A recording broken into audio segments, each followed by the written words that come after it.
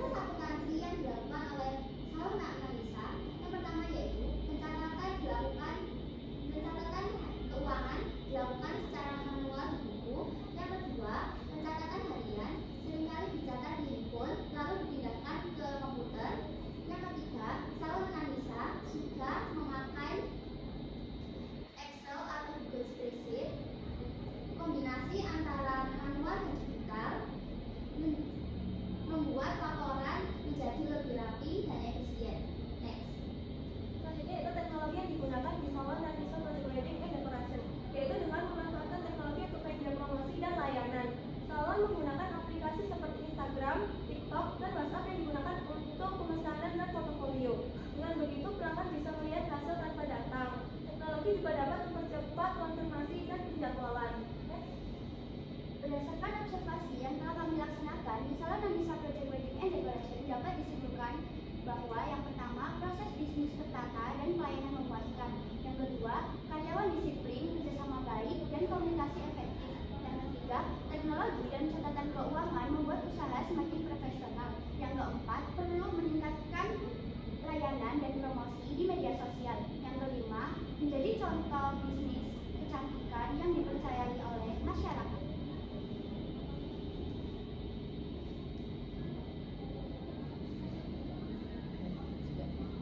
Oke, Ibu sudah sampun. Mau nggak? Langsung, Mas. Oh gitu. Ya. Oh, Pak Musa dulu, Pak Musa dulu. Pak Musa. Oke. Oh. Monggo bulan. Oke. Anak-anak, kalau lihat topiknya sih menarik ya. Salon kecantikan. Nah, sesuai dengan yang kodrat kalian sebagai wanita ya perlu cantik juga ya. Boleh nggak diceritakan atau ada 3 konsep dalam sejarah ya, ada waktu, kemudian tempat, manusia. Tolong dijelaskan, ada 4 orang nih, 1 orang menjelaskan tentang konsep waktu, 1 orang menjelaskan tentang tempat, 1 orang menjelaskan tentang manusia, dan 1 lagi menjelaskan tentang future, dream line-nya. Biasanya itu di saran. Saya tadi kok belum lihat saran ya?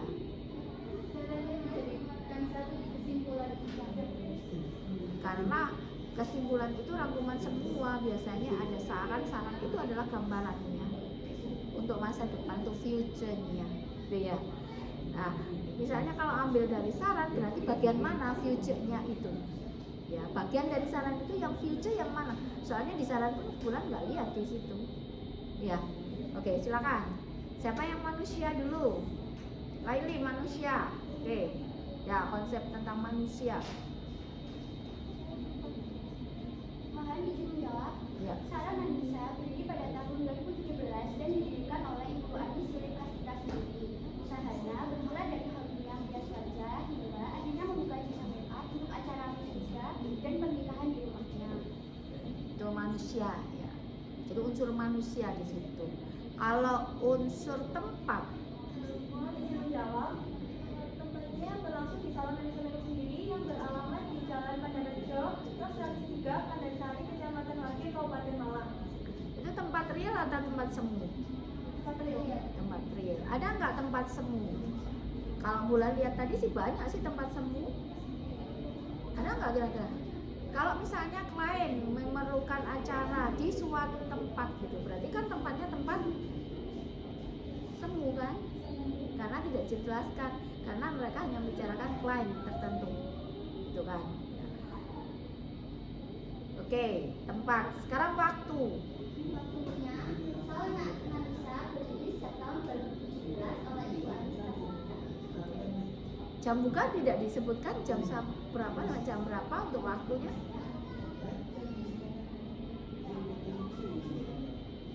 Tidak. Mohon izin menjawab.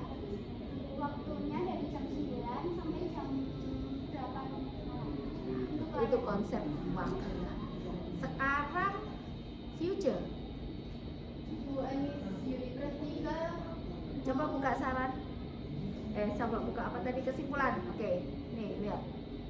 Perlu peningkatan layanan dan promosi media sosial untuk mengembangkan usaha. Perlu peningkatan layanan promosi dan media sosial. Gimana caranya? Izin menjawab dengan mengupload hasil hiasan, mengupload baju-baju yang dikoleksi, terus mengupload hasil dekorasi ke media sosial supaya klien bisa melihat langsung tanpa datang ke tempat. Itu harusnya di situ sarannya, jadi future-nya tampak ya, jangan digabung karena beda, sasarannya beda ya nak ya. Oke, boleh Bu? Sudah cukup Bu Tiwi atau Pak Musa? Pak pakai bahasa yang nggak puitis ya biar anak-anak jelas. Oh gitu. Kelakar dia. Jadi paham. Oke, mungkin Bu Tiwi ya, monggo. Salon. Salon Nanisa.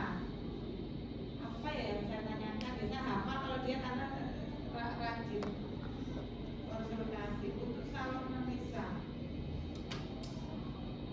Kalau untuk kebetulan ya, kebetulan di salon ini ada beberapa apa istilahnya ya? Beberapa divisi gitu ya. Ada kecantikan, ada dekorasi sama nah dan semuanya boleh kalian observasi luar biasa itu. Kemudian kalian juga sudah menjelaskan tentang teknologi pencatatan akuntansinya seperti apa di sana. Apa ya berarti katanya apa ya untuk akuntansi ini kalau limbah nanti kalau itu urusannya Ibu Lirin. Ya, limbahnya sudah dibahas. Sudah ya. Nggak ada Pak Pusat saya. Coba dibuka proses diskusinya. Sekarang ini hafal saya. Itu kan ada 4 ya.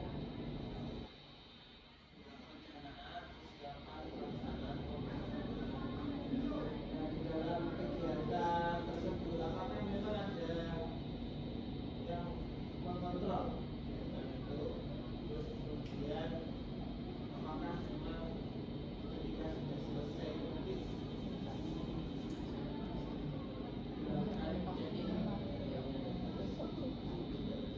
Mohon izin menjawab. Untuk tahap perencanaan, persiapan, pelaksanaan, dan pembongkaran sudah ada admin tersendiri dan ada karyawan tersendiri. Jadi karyawan tahap pembongkaran pasti memastikan untuk melengkapi, mengecek perlengkapan yang sudah digunakan. Jadi mereka sudah mengatur sesuai dengan tugas mereka masing-masing.